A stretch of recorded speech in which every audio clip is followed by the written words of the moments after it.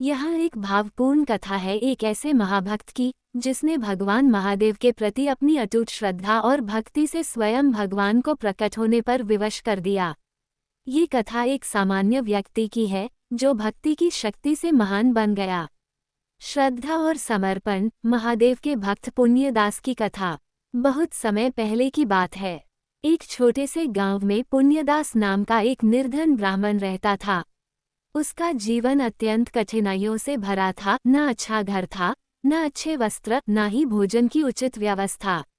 फिर भी उसका हृदय परम शिव भक्ति से उत्प्रोत था।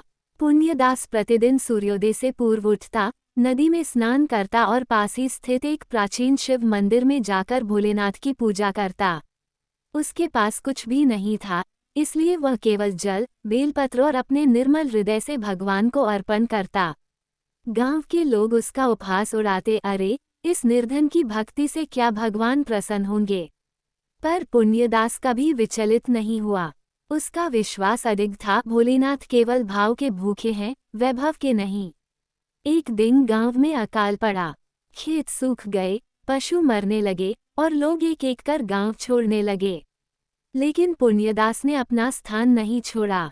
वह अब भी रोज उसी भक्ति से भगवान की सेवा करता रहा। अब मंदिर में कोई नहीं आता था, पर पुण्यदास का दीपक कभी बुझा नहीं। कुछ महीनों बाद पुण्यदास का शरीर दुर्बल हो गया था। उपवास और तपस्या से वह लगभग अशक्त हो गया था, लेकिन उसकी आंखों में शिव का तेज और हृदय में विश्वास की ज्योति पहले से अधिक प्रबल थी। एक रात वह मंदिर में बैठा मंत्र जाप कर रहा था। अंडस्को ओम नमः शिवाय, ओम नमः शिवाय, अंडस्को। तभी एक तेज प्रकाश फैला और एक दिव्य पुरुष उसके समक्ष प्रकट हुए। त्रिनेत्र, जटा जूटधारी, गले में सर्प और नेत्रों से करुणा की धार बह रही थी। स्वयं महादेव प्रकट हो गए थे।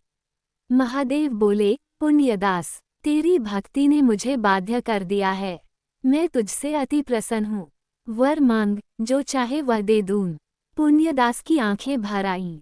उसने हाथ जोड़कर कहा, प्रभो, मुझे कोई वरदान नहीं चाहिए। मुझे तो बस यही चाहिए कि मैं हर जन्म में आपके चरणों का दास बना रहूं। भोलेनाथ मुस्कुराए और बोले, तथास्तु, लेकिन तेरी सेवा और भक्ति को व्यर्थ नहीं जाने दूंगा। ये गांव अब कभी अकाल का सामना नहीं करेगा और तेरे नाम से लोग भक्ति का अर्थ समझेंगे। उसके बाद गांव में पुनः वर्षा हुई, खेत लहराने लगे और लोग पुण्यदास की भक्ति से प्रेरणा लेने लगे। पुण्यदास जीवन भर शिव की सेवा में लीन रहा और अंत में शिवधाम को प्राप्त हुआ। इस कथा से हमें ये सीखने को मिलता है, भक्ति में शक्ति है जो भगवान को भी खींच सकती है। सच्चा भक्त कभी परिस्थिति से हारता नहीं, वह अपने विश्वास से उसे बदल देता है।